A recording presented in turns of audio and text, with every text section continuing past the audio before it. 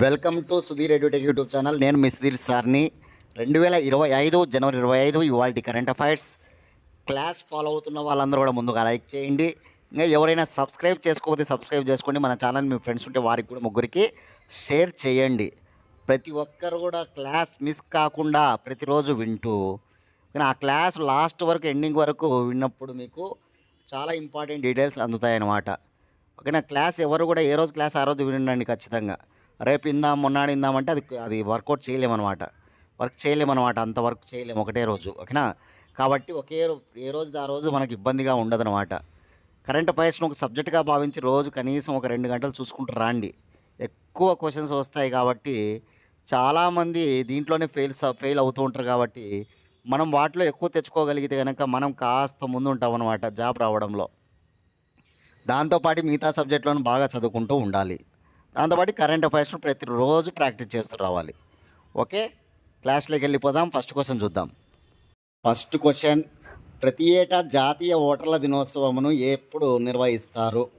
National voters డేని ప్రతి ఏటా జనవరి 25 2011 నుంచి దీన్ని నిర్వహిస్తూ ఉన్నారనమాట. 2011 నుంచి నిర్వహిస్తున్నారు. ఇది 15వ జాతీయ ఓటర్ల దినోత్సవం. 15వది అనమాట, గుర్తుపెట్టుకోవాలి. ఈ ఏడాది థీమ్ ఏంటంటే కనుక nothing like voting, I vote for sure. Nothing like voting, I vote for sure అనేటువంటిది థీమ్ అనమాట. థీమ్స్ ఇంపార్టెంట్గా మీరు నోట్ చేసుకోవాలి ఖచ్చితంగా. చూడండి, 1950 జనవరి 25 ఏర్పడింది ఎలక్షన్ కమిషన్. 2010 జనవరి 25కు 60 ఏళ్ళు పూర్తవుతుందన్నమాట. ఆ క్రమంలో భాగంగా 60 ఏళ్ళు పూర్తయిన సందర్భంగా ప్రతి ఏటా జనవరి 25ను ఎలక్షన్ కమిషన్ ఏర్పడిన రోజు కదా జనవరి 25, కాబట్టి ఓటర్ల దినోత్సవంగా జరపాలని నిర్ణయించారన్నమాట. ఎలక్షన్ కమిషన్ 1950 జనవరి 25 ఏర్పడింది. ప్రధాన కార్యాలయం న్యూఢిల్లీలో ఉంది. ఈ కార్యాలయం పేరు నిర్వాచన్ సదన్ అంటారు. నిర్వాచన్ సదర్. కేంద్ర ఎన్నికల ప్రధాన కార్యాలయం పేరు నిర్వాచన్ సదన్ అన్నమాట. ప్రస్తుతం ఎన్నికల ప్రధానాధికారిగా రాజీవ్ కుమార్ ఉన్నారు.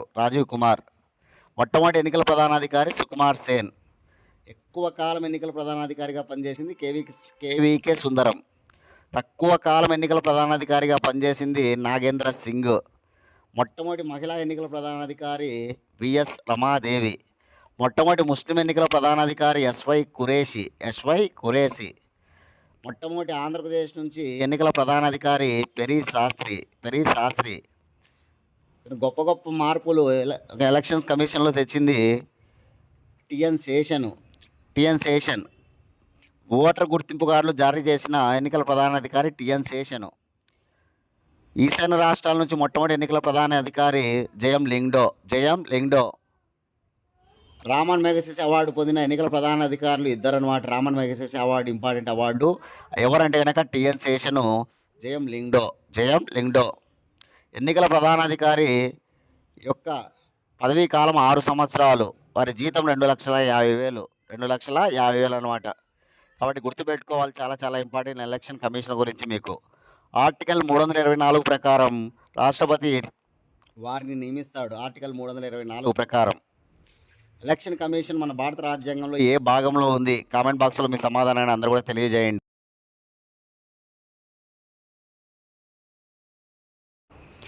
సెకండ్ క్వశ్చన్, దక్షిణ అమెరికా ఖండంలో అతి ఎత్తైన శిఖరం అకన్ ఆగ్వాను అధిరోహించిన భారతీయురాలు ఎవరు? దక్షిణ అమెరికా ఖండంలో అతి ఎత్తైన శిఖరం అకన్ ఆగ్వా అనమాట. 6,961 మీటర్ల ఎత్తుతో ఉంటుందన్నమాట. 6,961 మీటర్ల ఎత్తుతో. అటువంటి ఈ ఎత్తైన శిఖరాన్ని అధిరోహించిందన్నమాట ఎవరంటే కనుక ఓకేనా, భావన దెహారియా. స్త్రీ మరియు పురుష సమానత్వం కోసం, మహిళా సాధికారత కోసం కూడా ఆమె కృషి చేస్తూ ఉందన్నమాట. స్త్రీ పురుష సమానత్వానికి మరియు మహిళా సాధికారతకు కృషి చేస్తున్నటువంటి ఒక గొప్ప మౌంట్ క్లైంబర్ అన్నమాట. ఈమె కళ ఏంటంటే కనుక ప్రపంచంలో ఉన్నటువంటి 7 ఖండాలలో ఉన్న 7 ఎత్తైన శిఖరాలను అధిరోహించాలని. ఇప్పటికే 5 ఖండాలలోనే 5 ఎత్తైన శిఖరాలను అధిరోహించిందన్నమాట. ఆసియా ఖండంలోని మౌంట్ ఎవరెస్ట్ కావచ్చు, ఆఫ్రికా ఖండంలోని కిలిమంజారో, ఐరోపా ఖండంలోని ఎల్ బ్రజ్, ఆస్ట్రేలియా ఖండంలోని కోసియాస్కో. ఇప్పుడు దక్షిణ అమెరికా ఖండంలో అకన్ ఆగ్వా. కాబట్టి గుర్తుపెట్టుకోవాలి, 5 ఎత్తైన శిఖరాలను ఇప్పటికే అధిరోహించిందనమాట. ఎవరంటే ఈ భావనా దెహారియా. ఇప్పుడు ప్రజెంట్ బేటీ బచావో బేటీ పడావో అనే కార్యక్రమం 10 ఏళ్ళు పూర్తి చేసుకున్న రోజునే ఈ ఘనత సాధించిందనమాట ఈ అమ్మాయి. బేటీ బచావో బేటీ పడావో ఉంది కదా, 10 ఏళ్ళు పూర్తి చేసుకునింది ఇటీవల. ఆ రోజున ఘనతను సాధించినట్టుగా మనకి న్యూస్లో ఉందన్నమాట. కాబట్టి గుర్తుపెట్టుకోవాలి, ఈరోజు వార్తల్లో ఉంది. ఎవరంటే కనుక ఈ భావనా దెహారియా.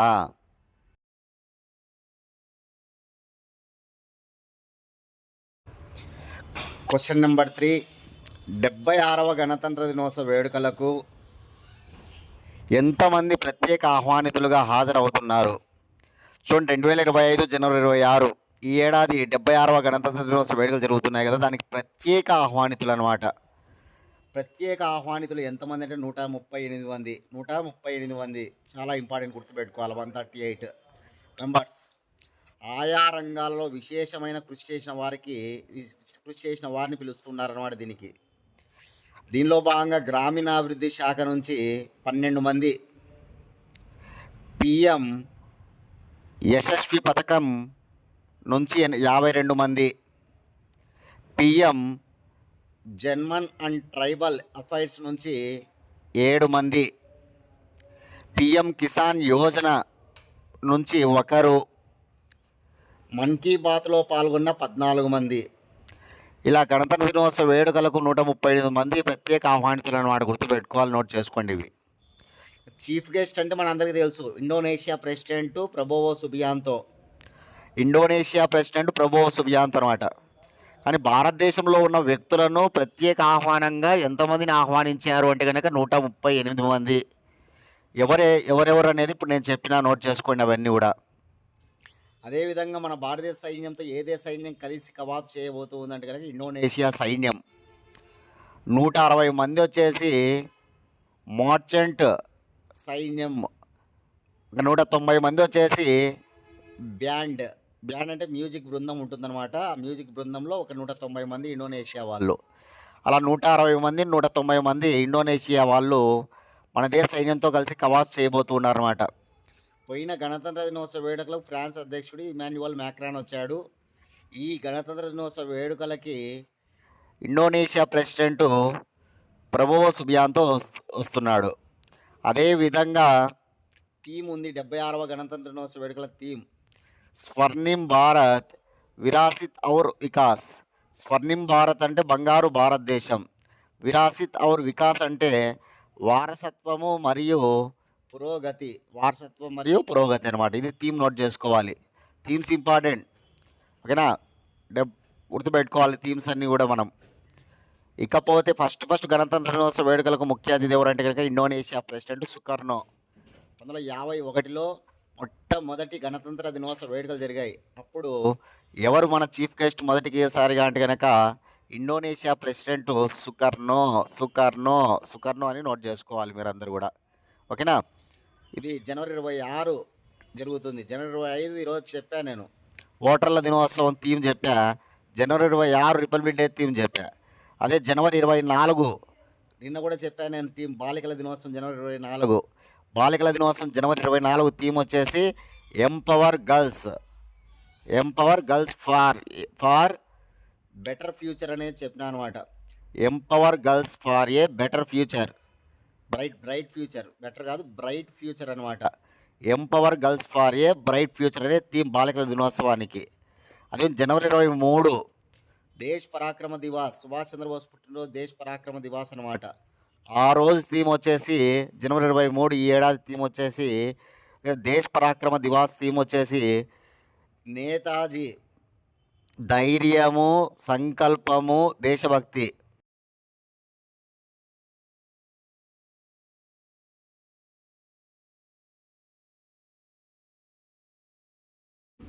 Question number 5. అరటి చెట్టు కాండంతో శానిటరీ ప్యాడ్లను తయారు చేసిన సంస్థ ఏది? అరటి చెట్టు కాండంతో శానిటరీ ప్యాడ్లను తయారు చేసిన సంస్థ IICT, Indian Institute of Chemical Technology వాళ్ళు. Indian Institute of Chemical Technology హైదరాబాద్లో ఉంటుందన్నమాట. Indian Institute of Chemical Technology 1944లో ఏర్పడింది. దీని డైరెక్టర్గా ఇప్పుడు శ్రీనివాస్ రెడ్డి పనిచేస్తున్నారు. ఇది హైదరాబాద్లో ఉంది అనే విషయాన్ని మనం గుర్తుపెట్టుకుంటే, వ్యవసాయ వ్యర్థాలు ఏవైతే ఉంటాయో ఆ వ్యవసాయ వ్యర్థాలను ఉపయోగించుకొని అనేక మంచి ఉత్పత్తులను తయారు చేయడం అన్నమాట. దానిలో భాగంగా ఈ ప్రయత్నం. వ్యవసాయ వ్యర్థం అంటే ఇక్కడ అరటి చెట్టు కాండం, ఈ అరటి చెట్టు కాండంతో శానిటరీ ప్యాడ్లను తయారు చేయడం అన్నమాట. ఇక్కడ చాలా ఇంపార్టెంట్గా గుర్తుపెట్టుకోవాలి. వ్యవసాయ వ్యర్థాల నుంచి ఓకేనా ఇట్లాంటి ఉత్పత్తులను తీసుకురావడం అన్నమాట. ఇక్కడ శానిటరీ ప్యాడ్ అనేటువంటిది గుర్తుపెట్టుకోవాలి. దేని నుంచి? అరటి చెట్టు కాండం నుంచి.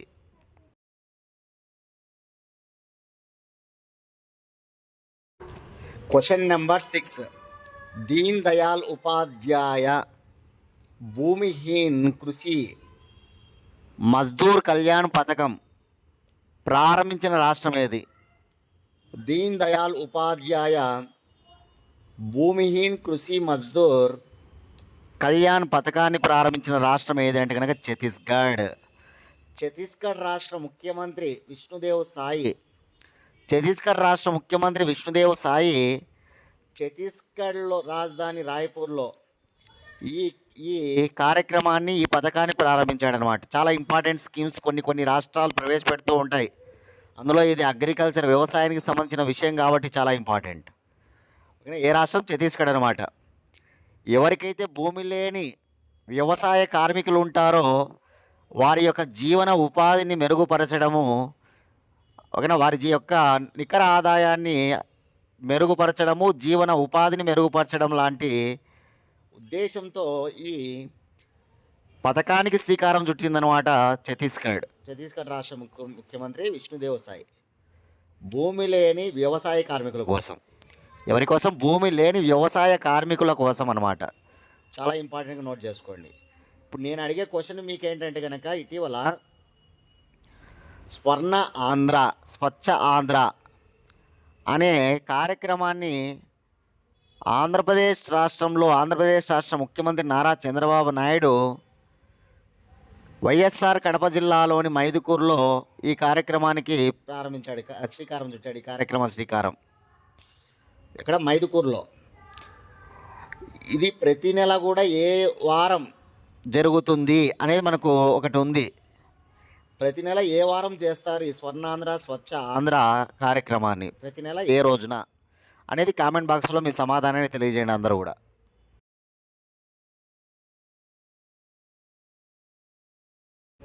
Question number 7.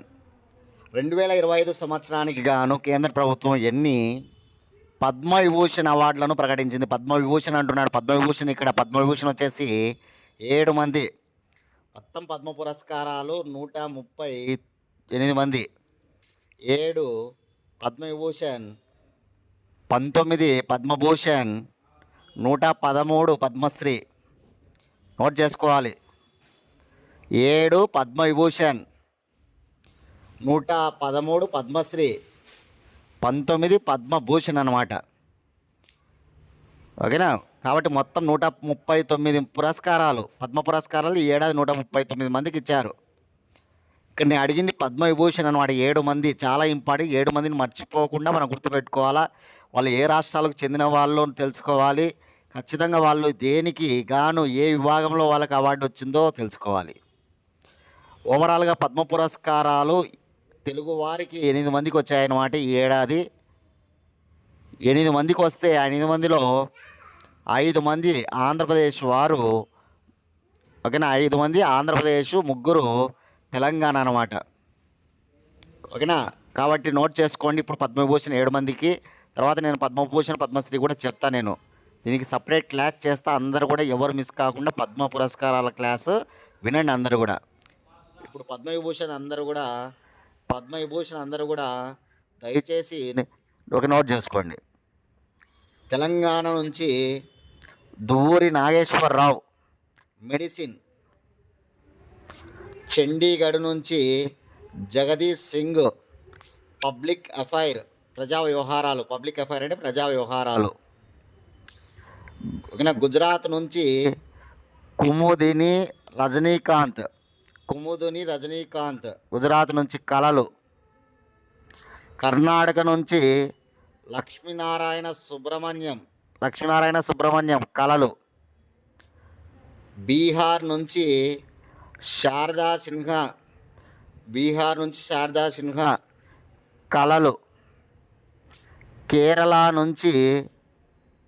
నుంచి వాసుదేవన్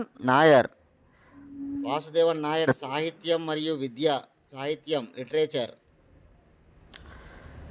జపాన్ విదేశీయుడు అనమాట. జపాన్ నుంచి ఒసాము సుజుకి వాణిజ్యం అనమాట. ఈ 7 మంది పేర్లు బాగా నోట్ చేసుకోవాలి మీరు. ఇప్పుడు నేను చెప్పిన వాళ్ళలో ఏకంగా దక్షిణ భారతదేశం నుంచి 3 ఉన్నారు. కర్ణాటక నుంచి ఒక లక్ష్మీనారాయణ సుబ్రహ్మణ్యము, కేరళ నుంచి వాసుదేవన్ నాయరు, ఓకేనా. అదేవిధంగా తెలంగాణ నుంచి దువ్వూరి నాగేశ్వరరావు అనమాట. ఈ 3 దక్షిణ భారతీయులు. ఒకరు వచ్చేసి కేంద్రపాలిత ప్రాంతం చండీగఢ్ అనమాట. చండీగఢ్ నుంచి జగదీష్ సింగ్ ఉన్నాడు.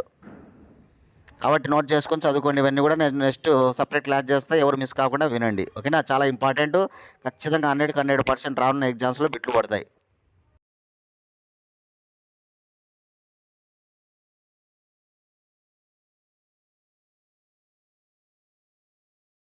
Question number 8. Satellite to direct cell phone technology ఏ సంస్థ తీసుకురానుంది? ఓకే, ఏ సంస్థ తీసుకురానుంది అనేది అంటే కనుక స్టార్లింక్. ఎలన్ మస్క్కు చెందినటువంటి Starlink satellite to direct cell phone అనమాట. చూడండి, ఇప్పుడు శాటిలైట్ నుంచి మనకి టవర్స్కి వస్తుందన్నమాట సిగ్నల్. అక్కడ నుంచి మన సెల్ ఫోన్లోకి వస్తుందని మనకు తెలుసు. కానీ ఇప్పుడు ఏంటంటే కనుక డైరెక్ట్గా మన సెల్ ఫోన్లోకే ఈ శాటిలైట్స్ నుంచి డైరెక్ట్గా సెల్ ఫోన్లోకే సిగ్నల్స్ వస్తాయన్నమాట. సుసాధ్యం కాని విషయాన్ని సాధ్యం చేయాలని స్టార్లింక్ ఈ నెల 27వ తారీఖున జనవరి 27వ తారీఖున టెక్నాలజీ పరీక్షలు చేయబోతుందన్నమాట. ఇది సుసాధ్యం కాని విషయం, ఒక రకంగా చెప్పాలంటే దాన్ని సాధ్యం చేయాలనే ప్రయత్నం అనమాట స్టార్లింక్ది. ఎలన్ మస్క్ సంస్థ అనమాట స్టార్లింక్. ఎలన్ మస్క్ అంటే మనకు ఆల్రెడీ అంతరిక్షంలో చాలా గొప్పగా స్పేస్ ఎక్స్ పని చేస్తుంది. అదే టెస్లా కంపెనీ, కార్ల కంపెనీ, చాలా గొప్ప కంపెనీ. ఓకే, ఇప్పుడు మనకేంటంటే కనుక స్టార్లింక్ కూడా ఎలన్ మస్క్దే. ఇటీవల ఫోర్బ్స్ జాబితాలో అత్యంత ధనవంతుడిగా బిలియనీర్గా నిలిచాడనమాట. టాప్ 1లో ఎవరంటే కనుక ఎలన్ మస్క్. అతని తర్వాత ఎవరంటే కనుక జెఫ్ బెజోస్, అమెజాన్ వ్యవస్థాపకుడు. అతని తర్వాత మార్క్ జుకర్బర్గ్, 3rd ప్లేస్లో మార్క్ జుకర్బర్గ్. అతని తర్వాత 4th ప్లేస్లో ఒరాకిల్ వ్యవస్థాపకుడు ఎలిసన్. ఏది ఫోర్బ్స్ ధనవంతుల జాబితాలో టాప్ 1, టాప్ 2, టాప్ 3, టాప్ 4 మనం చెప్పుకున్నాం ఆల్రెడీ గత క్లాస్లోనే, ఈ జనవరి నెలలోనే. ఇప్పుడు నా క్వశ్చన్ ఏంటంటే కనుక మన భారత ధనవంతుడు బిలియనీరు ముఖేష్ అంబానీ ఎన్నవ స్థానంలో ఉన్నాడు ఫోర్బ్స్ లిస్ట్లో ప్రపంచంలో అనేది కామెంట్ బాక్స్లో మీ సమాధానాన్ని తెలియజేయండి. అందరూ కూడా చూద్దాం. ఎవరైనా సరే ఎగ్జామ్స్ రాసుకోవాలనుకుంటే మీరు ఎగ్జామ్స్ కోసం 8186006848 ఈ నెంబర్కి కాల్ చేసి డైలీ ఎగ్జామ్స్ రాసుకోవచ్చు. టాపిక్ వైజ్ టెస్టులు మేము పెడుతున్నాం. చాలా చక్కగా మీకు ఏ ఎగ్జామ్స్కి ప్రిపేర్ అయ్యే వాళ్ళకైనా ఉపయోగపడతాయి. కాబట్టి ఇంట్రెస్ట్ ఉన్నవాళ్ళు కాల్ చేయండి, ఓకేనా.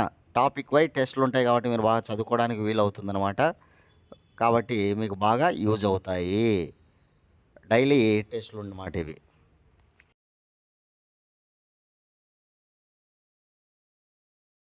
Question number 9. హమారా సంవిధాన్ హమారా సమ్మాన్ ఏ మంత్రిత్వ శాఖ ప్రారంభించినది?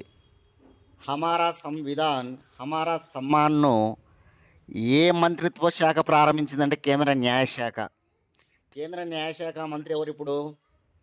అర్జున్ రామ్ మేఘవాల్, లా మినిస్టర్ అనమాట. లా మినిస్టర్ మనకి ఎవరంటే అర్జున్ రామ్ మేఘవాల్ ఉన్నాడు. భారత రాజ్యాంగం గురించి, పౌరుల చట్టపరమైన హక్కుల గురించి ప్రజలకు తెలియజేయాలనే ఉద్దేశంతో ఉత్తరప్రదేశ్లోని ప్రయాగరాజ్లోని మహాకుంభ్ 2025లో భాగంగా ఈ ప్రచారాన్ని ప్రత్యేకమైన ప్రచారాన్ని ప్రారంభించారనమాట. ఉత్తరప్రదేశ్లో ప్రయాగరాజ్లో మహాకుంభమేళా జరుగుతుంది కదా, అక్కడ ఈ ప్రచారాన్ని ప్రారంభించారనమాట. ఎందుకంటే కోట్ల మంది అక్కడికి రావడం జరుగుతుంది కాబట్టి ఆ ఆ విషయం మీదనే ఎక్కువ మంది జనం వస్తారు కాబట్టి అట్లాంటి చోట ఈ ప్రచార కార్యక్రమాన్ని చేస్తే బాగుంటుందనే ఉద్దేశంతో కేంద్ర న్యాయశాఖ భారత రాజ్యాంగం గురించి ప్రజలకు తెలియజేయాలి కదా అనే ఉద్దేశంతో ఓకేనా దీనికి శ్రీకారం చుట్టారనమాట. జనవరి 24వ తారీఖున జనవరి 24, 2025న దీనికి సంబంధించి ఒక బుక్లెట్, ఒక క్యాలెండరు, ఒక ఫిల్ము చిత్రం కూడా వేసినారనమాట. అక్కడ ఒక బుక్లెట్ విడుదల చేశారు, ఒక ఫిల్ము, ఒక చిత్రం ఓకేనా అక్కడ చూపించడం ఏంది రాజ్యాంగం గురించి అనమాట మొత్తం అంతా కూడా. కాబట్టి జగదీప్ ధన్కడ్, ప్రజెంట్ ఉపరాష్ట్రపతి జగదీప్ ధన్కడ్ ఈ ప్రచార కార్యక్రమాన్ని ప్రారంభించారన్నమాట. గుర్తుపెట్టుకోవాలి. ఏ శాఖ? న్యాయశాఖ. ఆంధ్రప్రదేశ్ న్యాయశాఖ మంత్రి ఎవరంటే ఆంధ్రప్రదేశ్ న్యాయశాఖ మంత్రి మహమ్మద్ ఫరూక్ అనమాట. మహమ్మద్ ఫరూక్. తెలంగాణ రాష్ట్ర న్యాయశాఖ మంత్రి ఎవరంటే కనుక రేవంత్ రెడ్డి. ముఖ్యమంత్రి రేవంత్ రెడ్డి న్యాయశాఖ మంత్రి. కాబట్టి ఇవి నోట్ చేసుకోండి.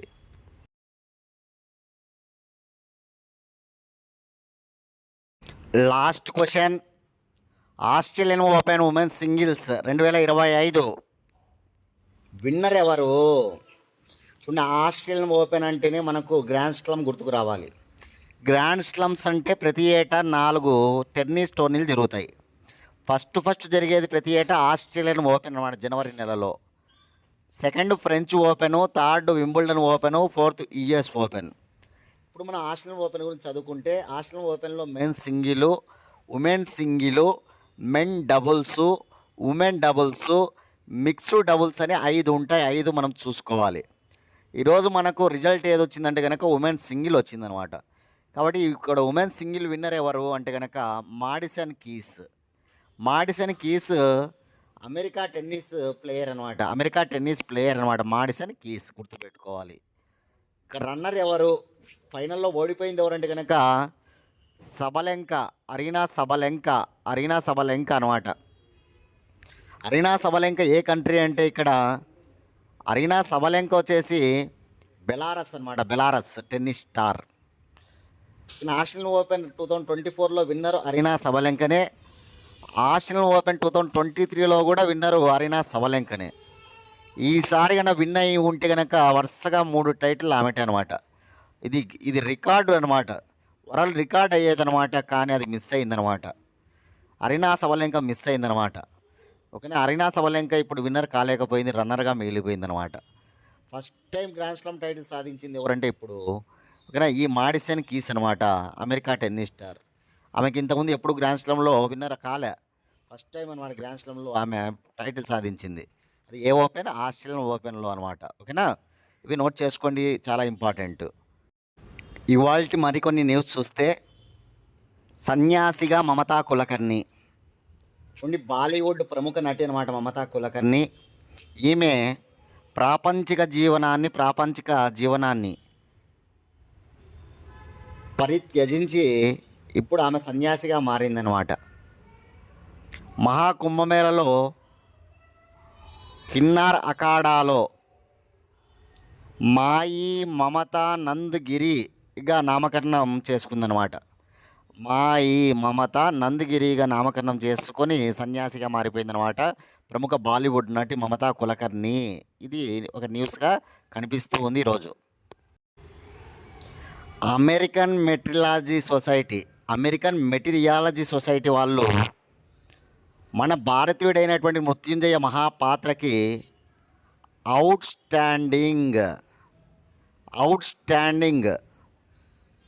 ఒక అవార్డును అందజేశారన్నమాట. గుర్తుపెట్టుకోవాలి. మృత్యుంజయ మహాపాత్ర ఐఎండి ప్రస్తుత director general Indian metrological department ఉంది కదా, ఐఎండి వాతావరణ విభాగం భారతదేశానికి సంబంధించి, దానికి డైరెక్టర్ జనరల్ అన్నమాట మృత్యుంజయ మహాపాత్ర. ఈయన సైక్లోన్ మ్యాన్ ఆఫ్ ఇండియా అని కూడా అంటారు. ఆయనకు అమెరికన్ మెట్రలాజికల్ సొసైటీ వాళ్ళు అవుట్ స్టాండింగ్ అవార్డు ఇవ్వడం జరిగిందనమాట. Next news. ఖండాలు 7 కాదు ఆరే. చూడండి, ఖండాలు 7 కాదు 6 అనే విషయాన్ని బ్రిటన్‌కు చెందినటువంటి యూనివర్సిటీ, వర్సిటీ ఆఫ్ డెర్బీ అనే యూనివర్సిటీ ఉంటుంది. Varsity of Derby. ఆ యూనివర్సిటీ శాస్త్రవేత్తలు ఈ విషయాన్ని వెల్లడించారన్నమాట. వీళ్ళు ఏం చెప్తూ ఉన్నారంటే గనక, ఉత్తర అమెరికా ఖండం, యూరప్ ఖండానికి మధ్య లింక్ ఉందంట. ఉత్తర అమెరికా ఖండము, యూరప్ ఖండానికి మధ్య ఈ అట్లాంటిక్ మహాసముద్రంలో లింక్ ఉందంట. లింక్ అట్లాంటిక్ మహాసముద్రంలో. టెక్టోనిక్ ప్లేట్లు కలుపుతూ ఉన్నాయన్నమాట ఈ 2 ఖండాలను. కాబట్టి ఇప్పుడు 7 ఖండాలు కాదు, ఒక ఖండమే. ఏ 2 ఖండాలు కలిపి ఒక ఖండం అంటున్నారు వీళ్ళంటే కనుక ఉత్తర అమెరికా మరియు ఐరోపా ఖండం 2 కలిపి ఒకటే. కాబట్టి ఆరే అని వీళ్ళు చెప్తూ ఉన్నారనమాట. గుర్తుపెట్టుకోవాలి. బ్రిటన్కు చెందిన శాస్త్రవేత్తలు ఈ విషయాన్ని చెప్తున్నారు. టెక్టోనిక్ ప్లేట్లు కలుపుతున్నాయన్నమాట ఈ 2 ఖండాలను. ఏ సముద్రంలో? అట్లాంటిక్ మహాసముద్రంలో ఒక లింక్ ఉందన్నమాట. ఓకేనా? ఇక నెక్స్ట్ న్యూస్ చూస్తే 29న శ్రీహరికోటలో 100వ రాకెట్ ప్రయోగం. మనం రోజు చెప్పుకుంటున్నటువంటిది 100వ రాకెట్ ప్రయోగం, 100వ రాకెట్ ప్రయోగం, 100వ రాకెట్ ప్రయోగం ఇస్రోది అని. ఇప్పుడు అది రానే వచ్చిందన్నమాట. డేట్ ఫిక్స్ చేసినారు కాబట్టి అది న్యూస్ అనమాట. ఎప్పుడు? జనవరి 29న శ్రీహరికోటలో, తిరుపతి జిల్లాలో ఉన్న శ్రీహరికోటలో సతీష్ ధావన్ స్పేస్ సెంటర్లో ఈ ప్రయోగం జరుపుతూ ఉన్నారు. ఓకేనా? GSLV F-15 rocket. GSLV F-15 rocket పేరు కూడా మనం ఇదివరకే చెప్పాం. ఉపగ్రహం పేరు వచ్చేసి NVS-2 నావిగేషన్ శాటిలైట్ అనమాట. NVS-2. కాబట్టి గుర్తుపెట్టుకోవాలి, జనవరి 29న. ఇంకా ఎవరైనా మీరు లైక్ చేయకపోతే దయచేసి ప్రతి ఒక్కరు లైక్ చేయండి. ఇంకా సబ్స్క్రైబ్ చేసుకొని వాళ్ళు సబ్స్క్రైబ్ చేసుకోండి. మన ఛానల్ మీ ఫ్రెండ్స్ ఉంటే వారికి ఖచ్చితంగా షేర్ చేయండి. ప్రతిరోజు కరెంట్ అఫైర్స్ ఖచ్చితంగా ఒక సబ్జెక్ట్ లాగా భావించి మీరు ఫాలో అవుతూ వాటిని ప్రిపేర్ అవుతూ డైలీ మన ఛానల్ని వింటూ ఇక మీరు ముందుకెళ్ళిపోవాలని కోరుకుంటున్నాం. మంచి స్కోర్ సాధించాలని కోరుకుంటున్నాం. నెక్స్ట్ క్లాస్లో మళ్ళీ కలుసుకుందాం ఫ్రెండ్స్. థ్యాంక్స్.